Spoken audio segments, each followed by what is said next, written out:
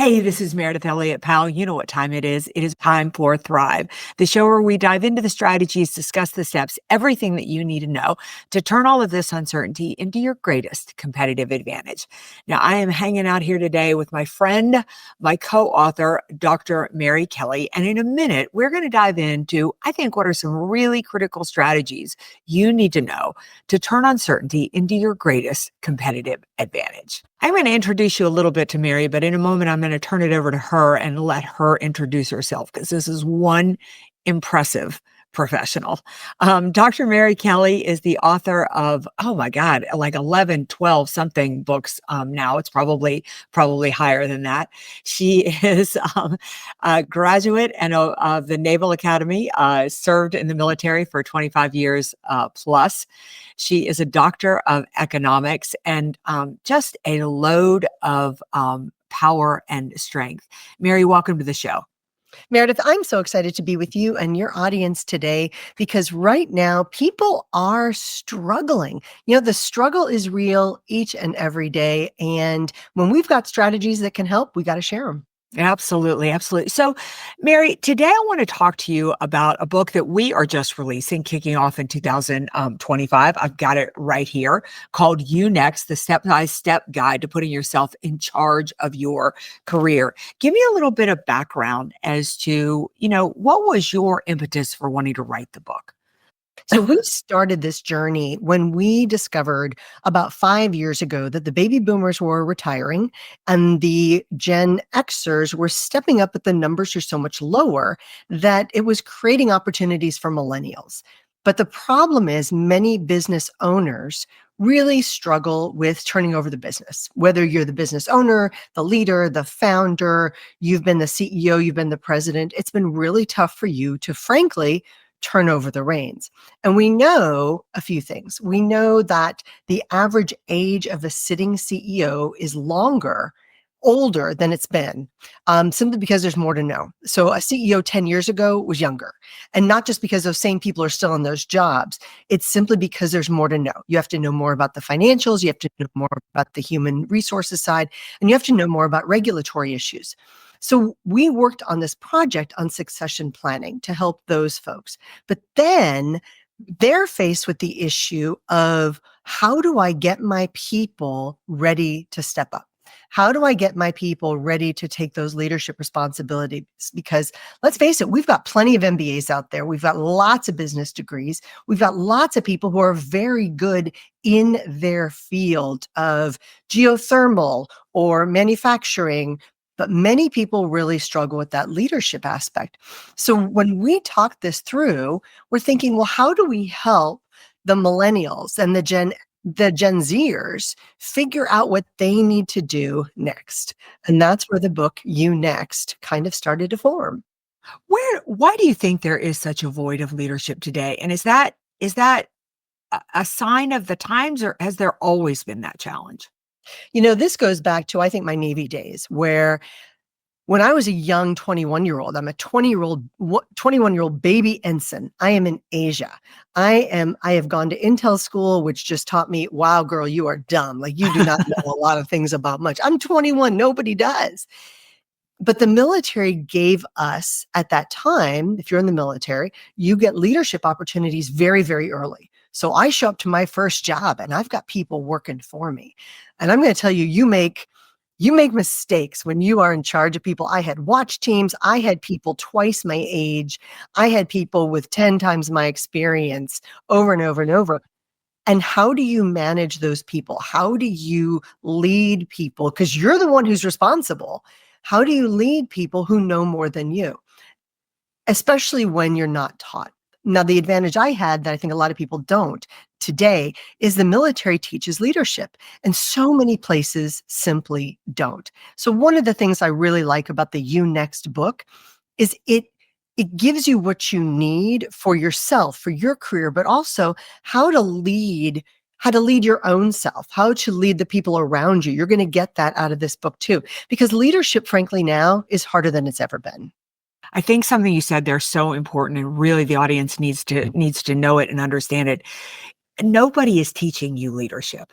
You're going to pick it up in bits and pieces. Like maybe you're lucky enough to have a great coach in school. Maybe you do go into the military for a while. Maybe when you get out of college, you have a couple of good bosses. But if you want to be successful, and I think the biggest reason to write this book was to give people the guidebook of to say, hey, put yourself in the driver's seat and take charge of your career because nobody is showing up to do it for you. And that's exactly right. And what people think is, and let's face it, we're very fortunate now that parents are very involved in their kids' lives, which is good and bad. It's caring parents, it's parents who are trying to do the right thing. But all of a sudden, their grown children now are being thrown into circumstances and situations that, frankly, they're not prepared for. And all of a sudden, they've got to navigate their career. And you and I have both seen this, Mare. We've seen people who accidentally are successful, but more often accidentally they're failing simply because they don't know what to do. They don't know how to manage their career. They don't know how to manage the people around them. They don't know how to lead. I could agree. Mike, I love your comment. I think that we've lost the view that experience leads to wisdom. I'm going to stop there. I'm going to talk more about it, but I used to go cycling with a guy when I was really into cycling. He was such a better cycler. I mean, I would train and I could not catch up with him. And I finally one day I said, William, what is it going to take for me to be as good as you? And he said, time in the saddle. And I love that phrase of time in the saddle. There is something to be said that you're just not going to be good at something until you do it so many times. And you go on to say that now we call older people boomers instead of learning from them. But then again, I didn't listen to my grandfather as much as I should have. Really true. Another comment I'm going to make, I was listening to a podcast with Charles Payne today. I'm a huge Charles Payne groupie. Mary's been lucky enough to share the stage with him. But they were asking him about mentors. And he said, I didn't really have any traditional mentors. But he said, he was talking about what his grandparents had to go through to buy land in 1952 as a Black couple in Alabama. And he said, I was just a bratty kid who didn't appreciate what they went through. But he said, as an adult, I look back on it and realize how much their perseverance taught me. So I love that comment, Mike, that we have discounted experience and how much you can learn from others. And that's one of the points we make in the book is reach out to people with experience and wisdom, both for good and bad. And you and I both know you learn as much from the bad leaders as the good leaders. You learn what not to do. And I remember being a young naval officer and just looking around at one of the decisions that was made and everybody was mad. And one of the more senior people there, I said, what do you do when leadership makes really stupid decisions? I mean, everybody was upset. And I was a little disillusioned. You're young and you get disillusioned easily. And she was so smart. She says, Mary, she says, when you see these things, what you do is you make a note and say, I'm not going to make that decision when I'm in that position of authority. When I'm the leader, I'm going to make sure I listen to my people better. When I'm the leader, I'm going to make sure I don't make all these mistakes. And that was kind of a way to pacify a young, enthusiastic, way over the top, young naval officer. But she was right. You're not going to live long enough to make all the mistakes on the planet. So you got to learn from the mistakes of other people, and you have to learn from the wisdom from other people. I did a program last week. Mike's point is so spot on. During the holiday week, and I said, folks, if you're sitting next to a boomer, I said, you need to be talking to them right now because they're not going to be around forever. And we have got to figure out what they know while they're still available for us to listen to. And it's exactly the point we make in the book is figure out a way for you to not, even if your company doesn't have a mentorship program. First off, mentorship needs to go both ways. And we are very clear about that. You as a mentee should be both mentor and mentee. You should be both. You should be able to learn from the conversations at whatever level you are in. There's not one person on the planet I can't learn from. So we want to make sure it's a two-way mentorship program where both people are giving and both people are getting. But if that doesn't exist at your company, just go ask people for advice. Just say, hey, can I get 7 or 8 minutes of advice on what do you see happening or what's going on right now? What do I need to pay attention to? And can you give me some guidance? And I tell people, even if, and especially if you think you've got it together. Yeah. Because that means you're a little complacent and maybe you got a little arrogant, and we've all done it, where you're going, wait. Especially when you're starting to feel comfortable, that's the time to start asking for help.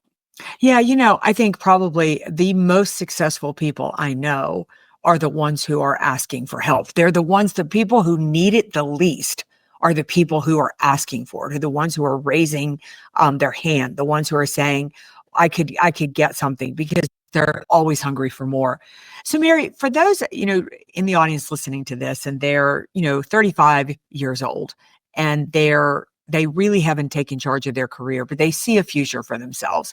What do they get from the book? What do they learn? What are some of your favorite strategies? I'll share some of mine too. What I love is in this book, we focus grouped not just our target audience, which is the 25 to 40-year-olds who really need to be taking charge of their career. But we also focus grouped the folks who are in those leadership positions. And we asked very different questions. We asked the senior leaders, what are you looking for in the next generation of leaders? What skills do they need? And what are you struggling to hire for? We wanted to find that gap. So it's very data-based, which I like that. We listened, I think, very well throughout different industries. And then it tells the target audience, the 35-year-old, hey, by the way, this is what they're looking for, and this is what you think you've got. And here's, more importantly, a way to assess where you're good and where you could use a little bit of help. What I love about every single chapter has a specific action you can take, usually several. It's an exercise, it's an interactive worksheet, it's questions you can ask yourself on how to fill in those gaps. We have a gaps assessment where you go through a couple pages of being very honest with yourself. And where am I in this? Am I good? Am I bad? Am I somewhere in the middle? Am I mediocre? Where am I? And for where I want to go, what do I need to focus on? Mary, talk a little bit about, one of my favorite aspects of the book is the fact that, I know you and I share a belief that succession planning isn't something that needs to be done for the C-suite. It needs to be a cultural move for an organization. You should be set up more like the military, where everybody is constantly in developing the person coming behind them. What is the value of this book for senior leaders to give this book to their team and get them on board with starting to develop themselves? I think the most important aspect of my organizations, you and I are sharing this book with our organizations that we work with all the time, and they are then getting the book for their people. And the big reason is for the organization to show their young people that they are vested in their development.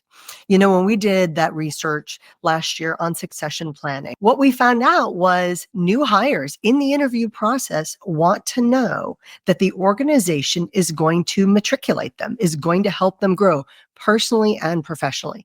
So just by buying the book for your people, it gives the signal to your people, hey, we care about you. We care about your career. We care about you moving forward in really positive ways.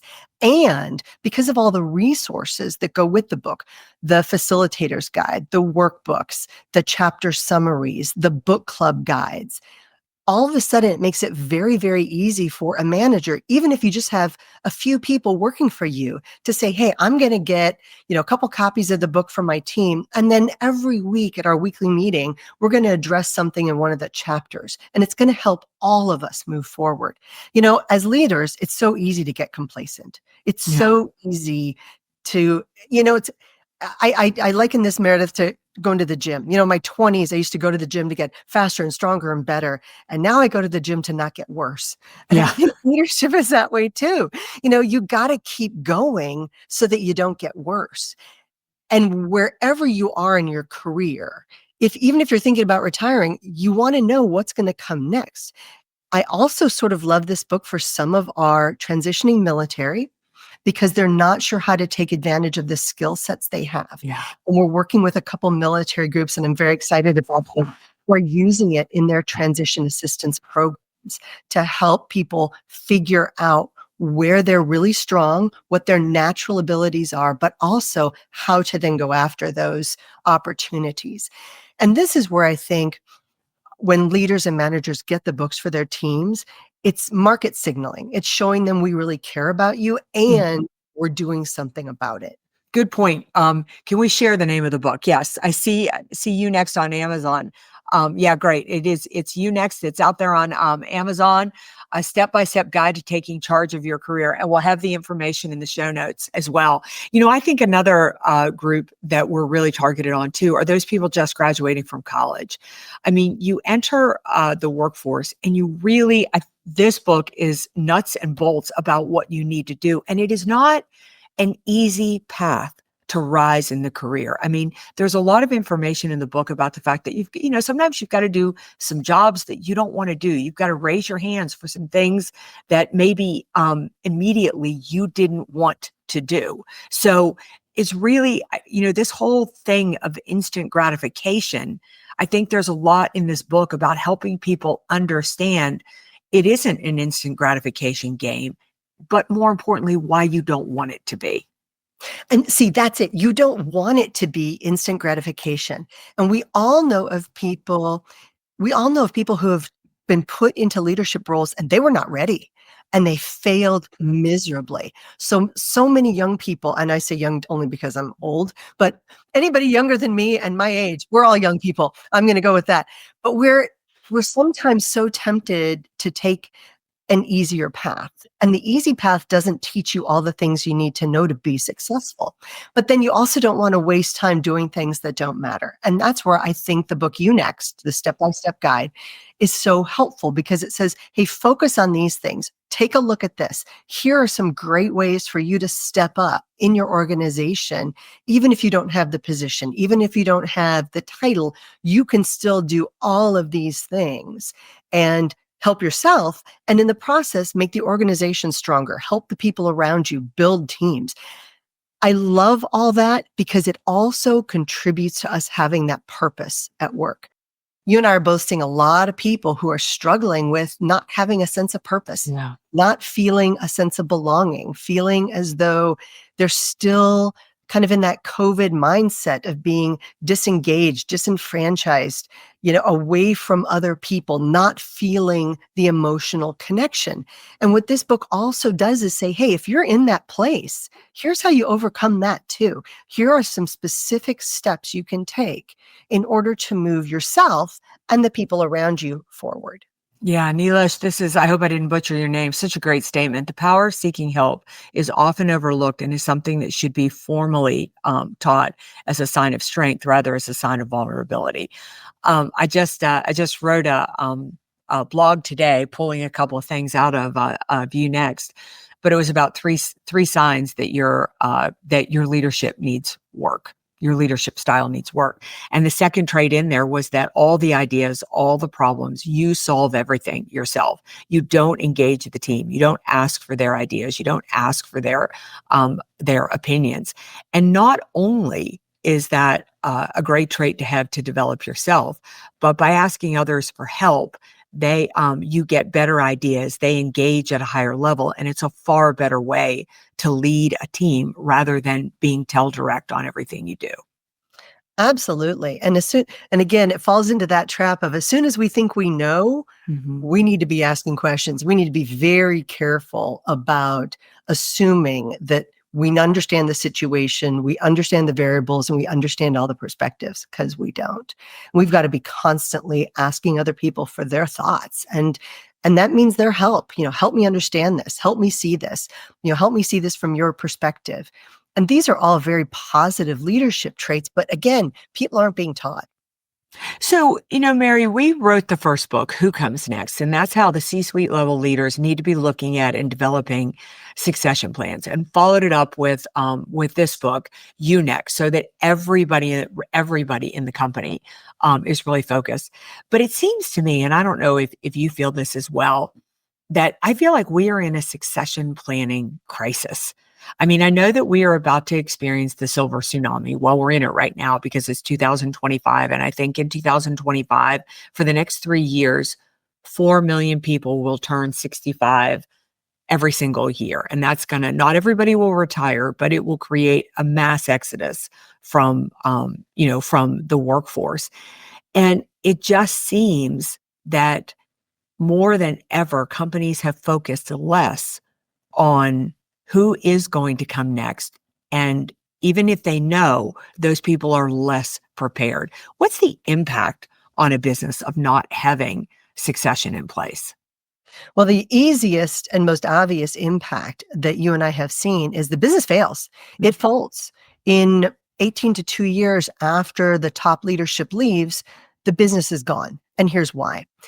Either the person who was supposed to come in didn't come in with the skill sets they needed, or the person they selected, maybe they selected the HR director to take over as the CEO.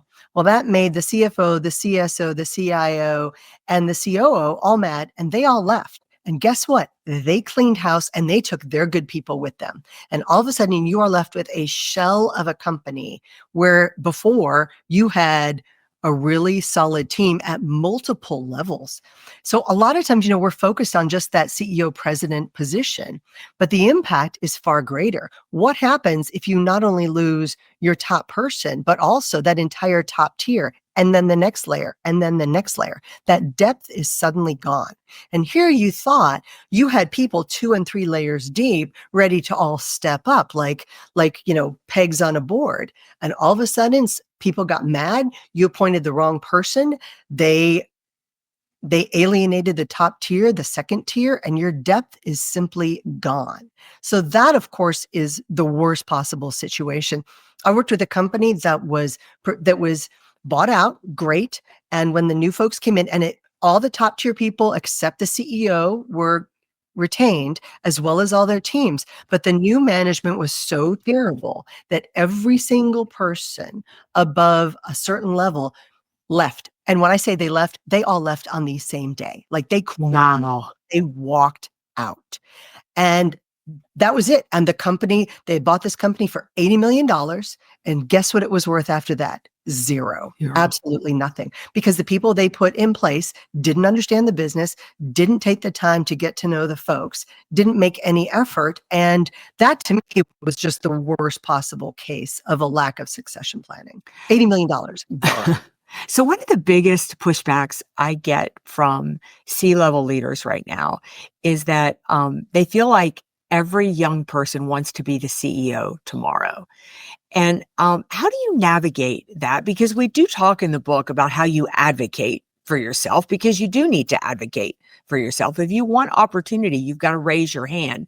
But how does that come off not looking like you're trying to be the CEO or the C-suite level person, not only tomorrow, but long before you're ready? I think we did a pretty good job on this chapter of the book. And that is, how do you do that without alienating your boss? How do you do that in a way that comes across as supportive and helpful instead of, hey, look at me, I'm fantastic, and I should be promoted to CEO tomorrow? What we say are specific tactics and strategies where it's a conversation with your boss. Hey, I want to make sure I am really adding value to this organization and supporting you. What else can I do that would add value to the organization, and how can I show my support? What can I take off your plate? What can I learn from you? How can I step up?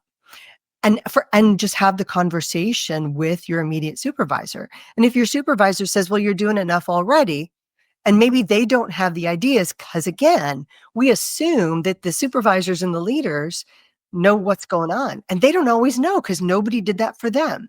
And they may not have any idea how to help you move forward. So again, in the book, we suggest things that you can do so that you are being genuinely helpful to the organization in a way that's not going to threaten your immediate supervisors.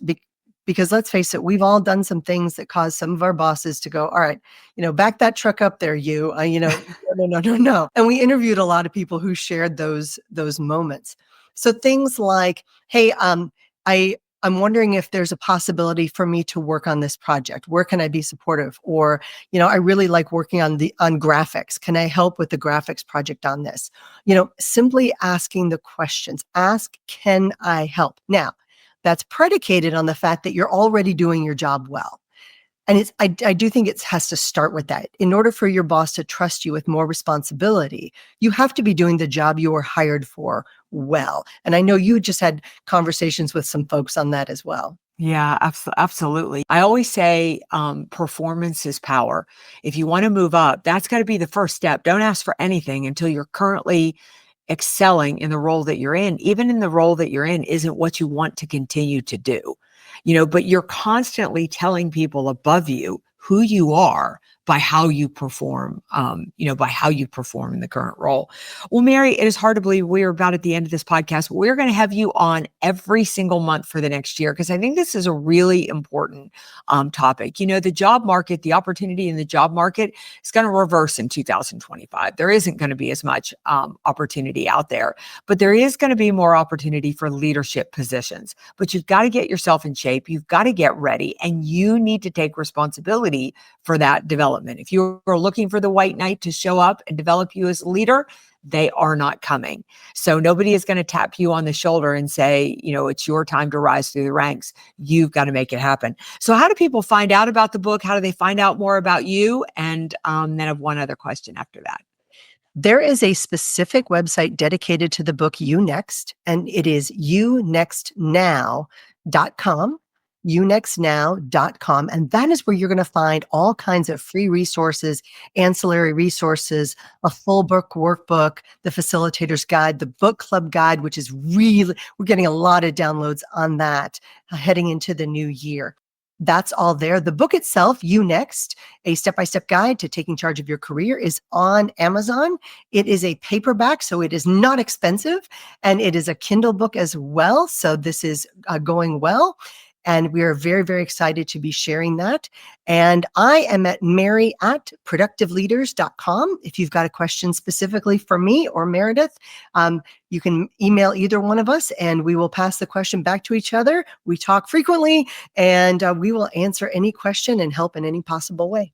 And Mary not only has great info there about You Next and succession planning, but unbelievable information about leadership and basically any question that you could have. She's got content there to answer it. So Mary, I want to close by asking you, I'm sitting in this audience and I'm a young person early on in my career. What would be your one biggest piece of advice? What would be the one thing that you would advise me to do to really move my career to the next level? Wake up happy and positive every single day, and determine that whatever happens, you're going to stay happy and positive, because it is the number one thing that we can control is our attitude. And I know that sounds so old school, but it's the number one thing that we can control in the face of anything. Doesn't matter what's going to happen. You're always going to have a crisis. There's always going to be a challenge. There's always going to be change. How we react to that is 100% on us. Fantastic. All right. Thank you all for joining us. I really want to encourage you to go out and follow Mary at Productive Leaders. I really want you to think about the young people in your life, or maybe it's you, and get them a copy of You Next, because this is a step-by-step guide. And honestly, I do not know any other books out there that address this important topic of really putting yourself in charge and climbing that corporate ladder by making it happen yourself. We'll see you right back here next week with another episode of Thrive. And together, we are going to turn all of this uncertainty into your greatest competitive advantage. I'll see you next week.